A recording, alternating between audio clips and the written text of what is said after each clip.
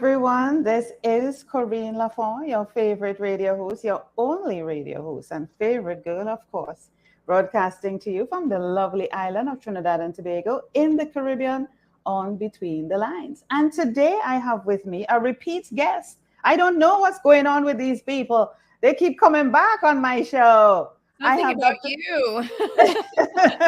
I have Dr. L.B. Wells here with me. Oh my gosh, she's such a darling.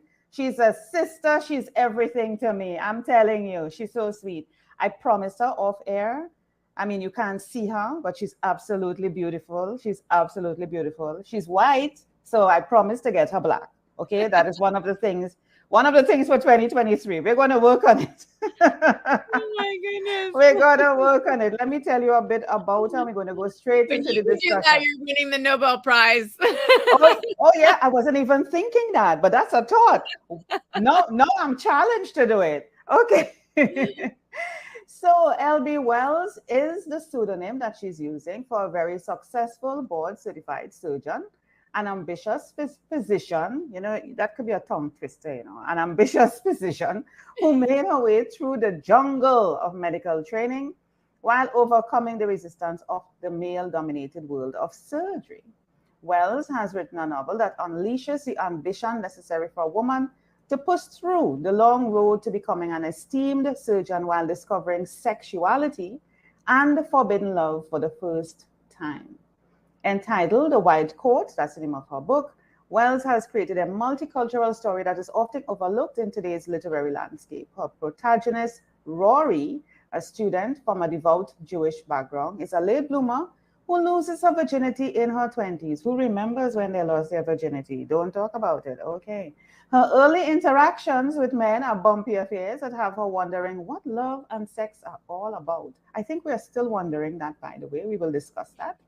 With humor and compassion, Wells describes how her mother kept her under wraps, don't they all, and don't we all, and worried more about the upkeep of their elaborate suburban home than her coming-of-age frustrations. And then in med school, Rory falls passionately in love with Amir. He sounds lovely already. An Islamic surgeon from Pakistan. Both families turn against their children when confronted with a love affair that tears down religious boundaries. The resolution of their relationship is a dramatic study of whether love can conquer all obstacles. Welcome, Dr. L.B. Wells, to Between the Lines. Thank you, Corinne. It's nice to be welcome here, as always. Yes. Thank you God, for what a... allowing me to be a repeat offender. Yeah. Right? A repeat offender. I love that. I love that.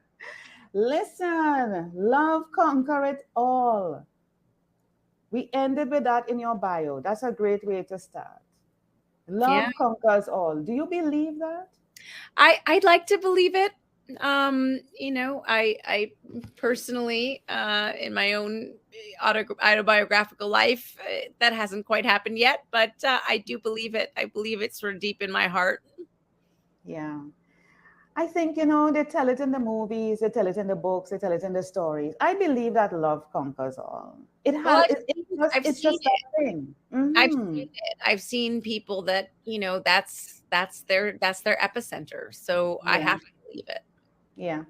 Yeah, it does. And I think once united, especially from what you're talking about, the white coat effect, and now I'm connecting it to, as I talk about it, because the white coat goes with being a surgeon, obviously. I love it. Mm-hmm. So it works together, two surgeons, yes, in the medical field. And so I believe that once two people, no matter what, is like, once two people are in love, I mean, truly, genuinely in love, and they know what they want and they want each other, it's them against the world. And I think that's what love conquers all really means. It's like us against the world.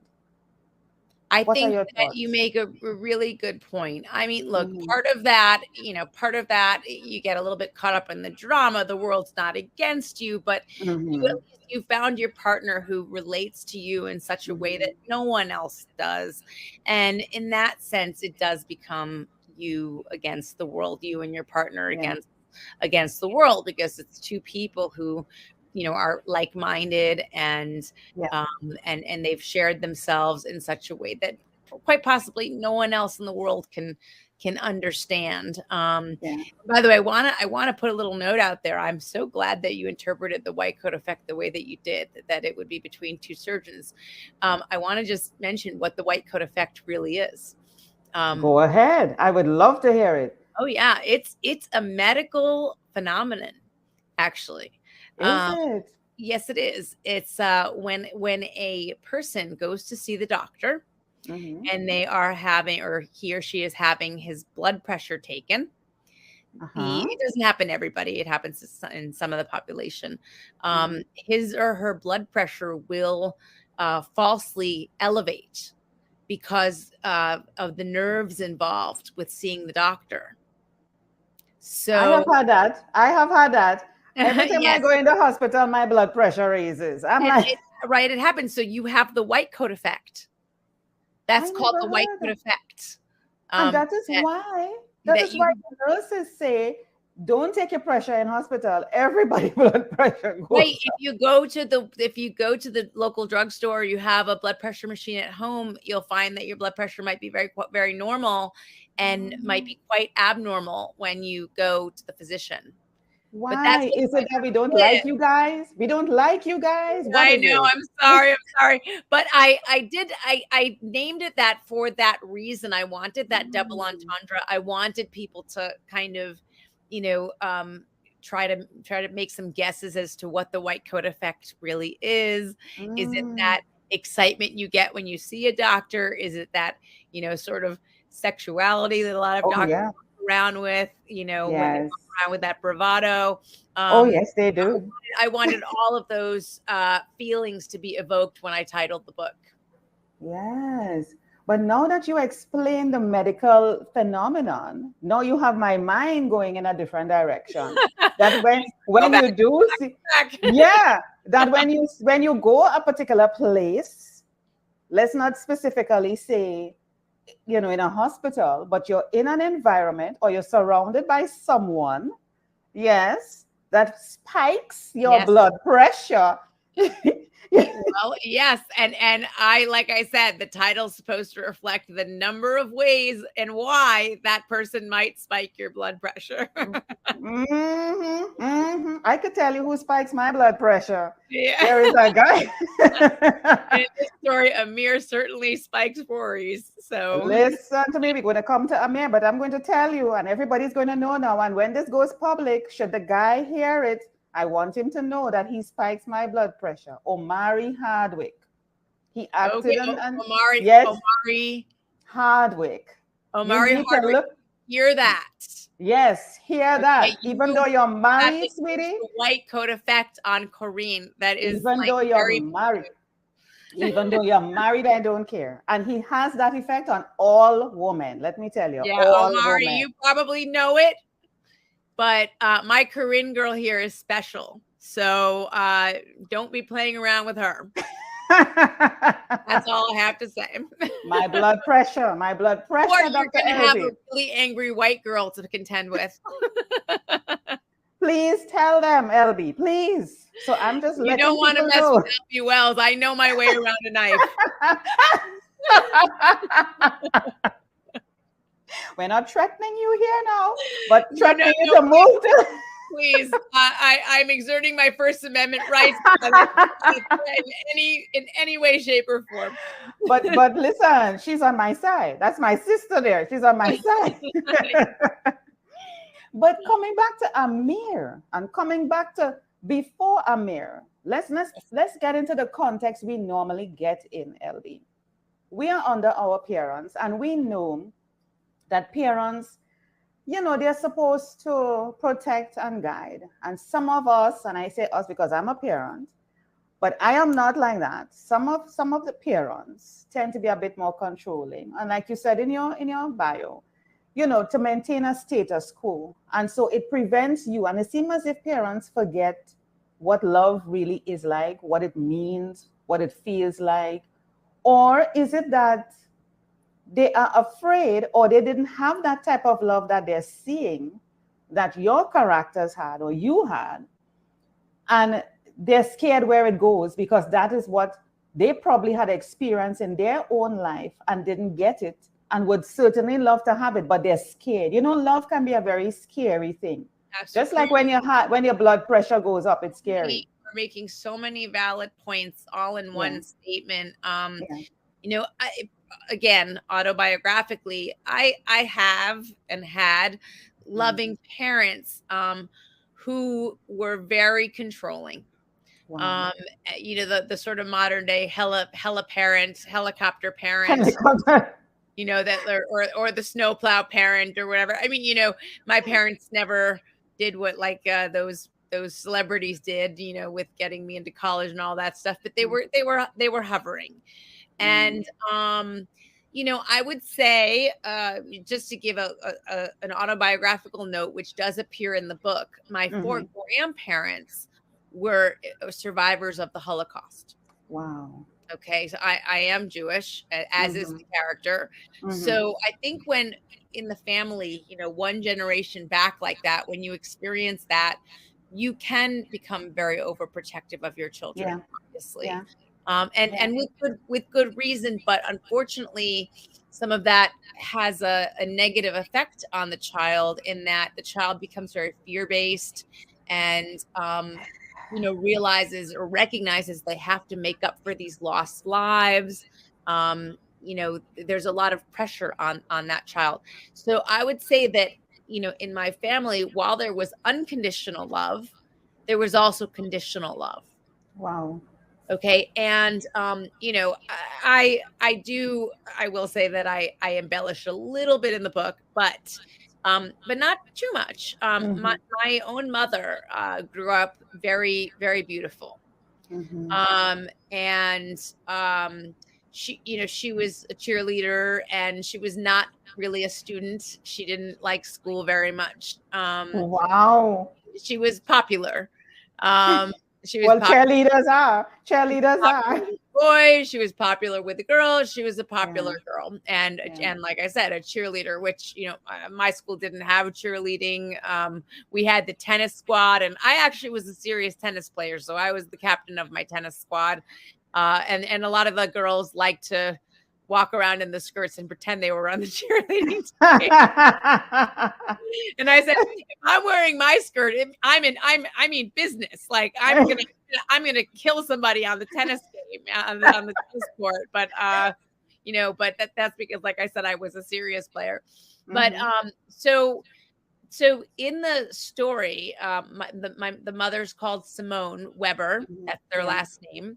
And Simone repeatedly tells her daughter, you know, especially as she's going through her awkward years when she's young, and she is. I have a whole chapter called "The Egg with Legs," because that's the shape of Rory's body. She is an egg on top. And not in a good way. Like the small part of the egg is her top. and she's got these skinny, gawky legs. So so Simone consistently reminds her in this exact quote, unfortunately, darling, you did not inherit my looks, but you did inherit your father's brains. So your one chance in life is going to be to succeed career-wise. And that's the message that young Rory picks up. And so she lives inside this very painful world. You know, on the outset, you would think she has everything.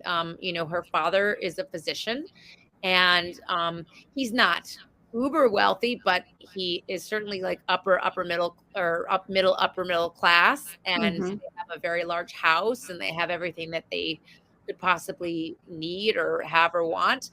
But Simone, Rory's mother, kind of treats the house like a museum.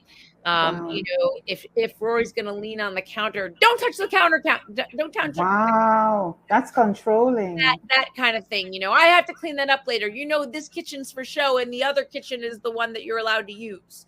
You know, so so there was a lot of that. Glass, like a glass house type of thing.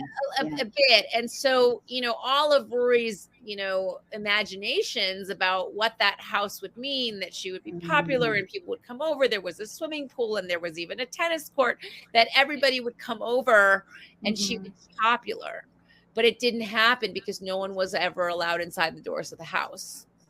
Wow. So that, and so she struggles with that inner pain.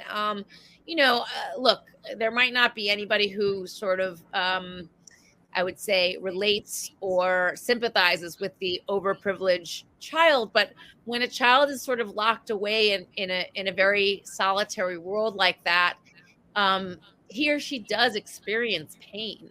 And I can tell you, let me interrupt you here. I could tell you, people can relate to that, whether they are wealthy or not wealthy, because there are some communities that are overprotective, whether or not. I don't think it has anything to do with wealth. It is just the upbringing and the belief and the protection, the control. Absolutely. And our society has made it much more about, wealth versus non-wealth. But but it's not. People, of all shapes and sizes and socioeconomic backgrounds have their demons and their pain. Of course, there's no denying that. That, and it comes from somewhere. So that's kind of how she grows up. And she's she's told sex is off the table. It's not allowed. No questions asked. Mom tells Rory what sex is and says, this that's it. And don't even think about having it.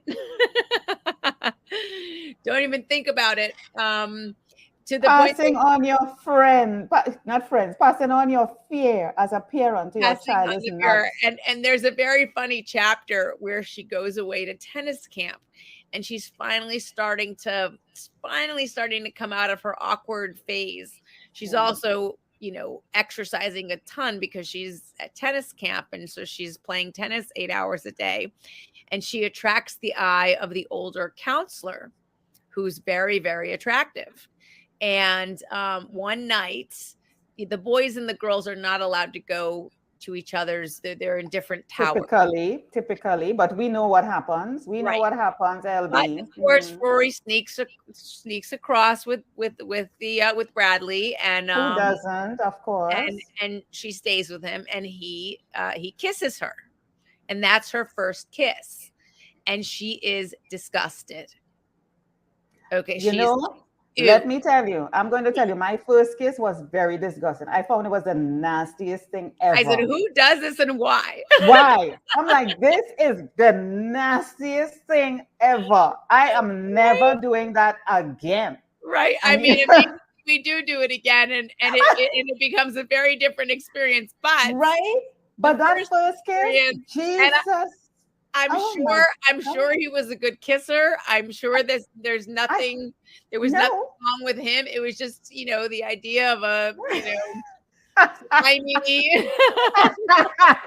this transference and sharing of spit. Let's call it what it is. Sharing your spit and a slimy tongue coming, unfurling into your mouth, and and your tongue going all over. I'm like, right, what could be thought about that? Nothing.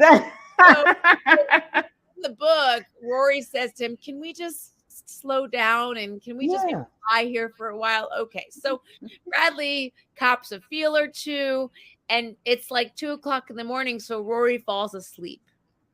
Don't stop right there. She wakes up maybe 18 minutes later. Don't go any further. Don't go any further, LB. I don't want you to give everybody the book. I'm not.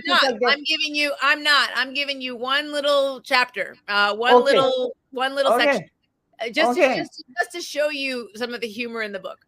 So Rory wakes up 18 minutes later, and she's fumbling around, making sure all of her clothes are on. And she says she tells Bradley, "I've got to go," and she runs. And in that camp, you're not allowed to have cell phones, so there was a payphone.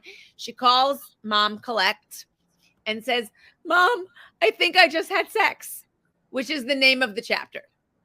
And Simone says, "Well, wait a minute. You think you just had sex?" She's groggy. She's angry. It's 3:00 in the morning, whatever time it is. And she says, are all your clothes intact? She says, "Yes." "Was there penetration?" And Rory says, "Penetration?" And so Rory's mom says, "You did not have sex, and we'll see you at 8:00 tomorrow morning."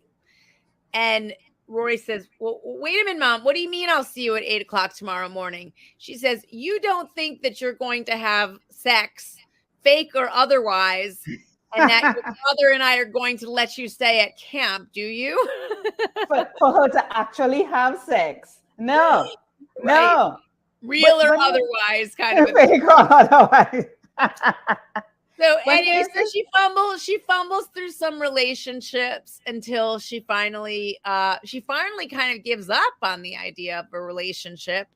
And like she goes all the way through, like most of us have to before we find a relationship, and fumbles through the first couple of years of medical school when suddenly she meets, her sort of Clark Kent Superman, 360 joules of energy coming from his green eyes, attacking Rory. Actually, when they first pass by each other, she accidentally touches him, and there's a like an old rug, shaggy rug on the floor. So there's a shock, like a spark.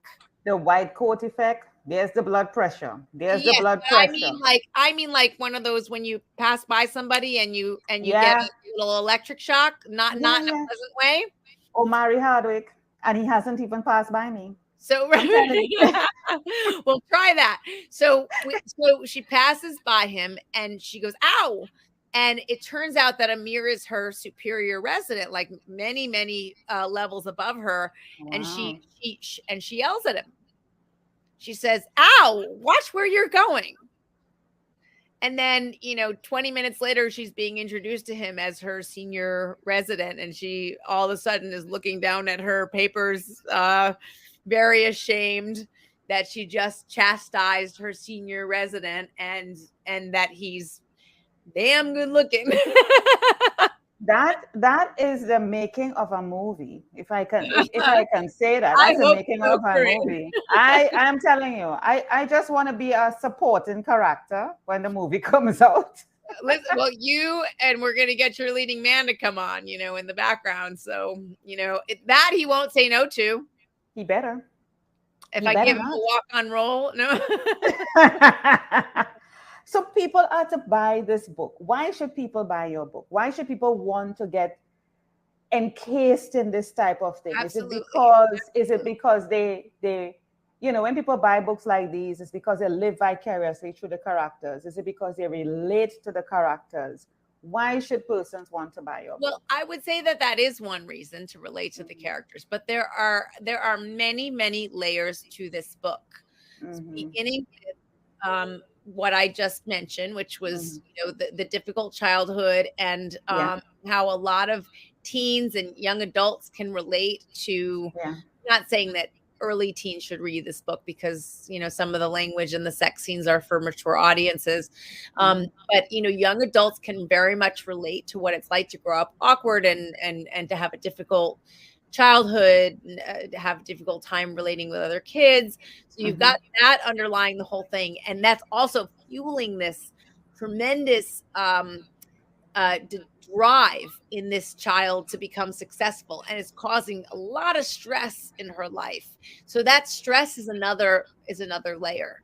The stress that a lot of people can relate to because maybe their parents put that stress on them, or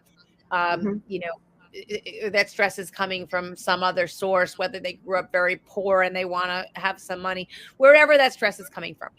The next point, though, is Amir and Rory are an interracial couple and an interreligious couple. Okay, so he is Pakistani and she is Jewish. I chose that for a reason. I didn't choose a white black couple or a white Indian couple or a white Asian couple. I chose a Jewish and a Muslim couple because I still feel that's a frontier that we have not conquered, not even close. I think that there's so much tension in the Middle East, for instance, between those groups. And that tension has seeped around the world. So these are two religions that do not mix. And even if you look into the background, which I spend some chapters actually with Rory discovering his traditions and vice versa, where she's, going back and forth, making some very big decisions. They have a lot in common. Their religions are actually, they have a lot of things in common. Believe it or not, they go, the early Muslim education is called midrash, whereas in the Jewish religion is yeshiva, but midrashah means in Hebrew, it's educational school. So they're taught to dress modestly. They're taught that there are differences between women and men. There's just a lot that there is in common, but there are two religions that are really at war with one another, and I mean that literally. I don't just mean that figuratively. So I wanted to, go into that West Side Story motif, that Romeo and Juliet motif, and talk about how these two star-crossed lovers can try to defy the odds. And I'm not going to give away whether they do or don't during this chat that we're having. Even though I've said love conquers all, I'm not going to give away whether they are able to conquer all the pressures against them. The other thing is that Rory is going to medical school in her state school. So she's in her hometown. Her parents find out about this relationship very quickly, and they get very involved in whether or not she's allowed to be dating a boy like this. So the early controlling doesn't stop as she turns into a young adult. So the other thing is that, that's another motif. And then another thing that I've done a lot of in this book is I've actually brought the reader into the hospital. And I don't just mean walking down the hallways. I take them into surgeries. I walk them through the entire procedures, and I make them feel as if they're doing the procedure themselves. So vicarious to vicarious, you're in there. And I also try to make, as they're weaving through the carotid artery or whatever vessel it's sensual. So the surgeries are sensual. And I've never heard surgery sexy yet. I've never heard of sexy surgery yet. It is, listen, when I'm not currently practicing as I pursue my biotech, but when I was operating, it's a sensual art in many ways. I mean, you have to be artistic about it, to draw the perfect lines and find the perfect planes in the body. So I wanted that to be sensual. And then finally, even the sex scenes, I know, even the sex scenes, I wanted to be an educator on every level. So I actually brought in what happens in the human body physiologically, anatomically, during those scenes. So I actually do a little bit of teaching about what happens during those scenes. I saw some reviews here. It's a page turner, couldn't put it down. I wonder why. I wonder why. So, I mean, my whole sort of shtick in life is that I like teaching people, and I like imparting whatever wisdom that has been imparted to me and passing it forward. So this book actually has a lot of wisdom in it. It's not just a feel-good book. It is very entertaining, and I do think it is a page turner that you can't put down. But in addition, I wanted to mention those layers. What's coming up for Dr. L.B. Wells? White Coat Effect 2, the rise of the boy. I am not going to go any further because I haven't read this first book yet. So you're already on to the next one. Oh, we're writing the second one, and there will be a younger male character that possibly diverts her attention, and there'll be 3 characters now that add to the complexity. That sounds like life, everyday life to me. Yep.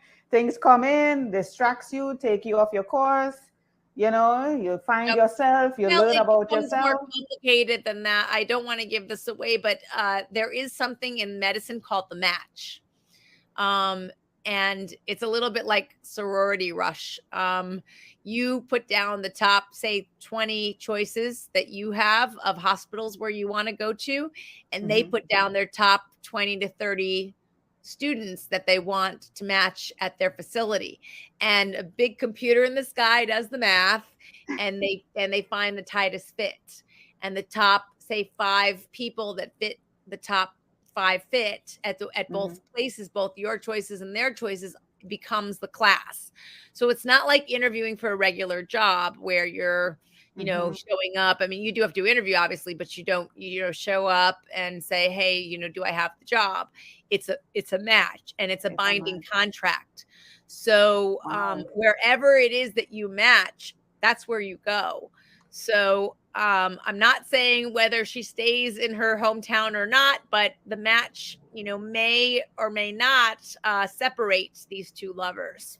And as we're rounding up the conversation, and you say a match, I'm a spiritual person, and I believe that there is a match for everyone out there. And just like you said, this big computer definition of a match, but I love that definition.